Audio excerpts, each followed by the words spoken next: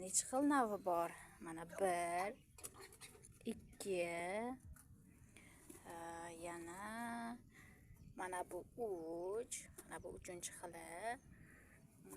Mana bu ham tradiskansiyaga kirsa kerak. Bu ham osilib o'sadi. Buning nomini bilmadim.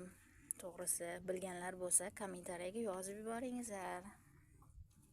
Bu tradiskansiya gulini men juda ham yaxshi ko'rib qoldim, chunki ko'payishi ham juda ham oson, parvarishi oson, xullas beozor, o'lmas gullardan desak ham bo'laveradi. Mana bu onasi. Bundan juda ham ko'p atroskalar olganman.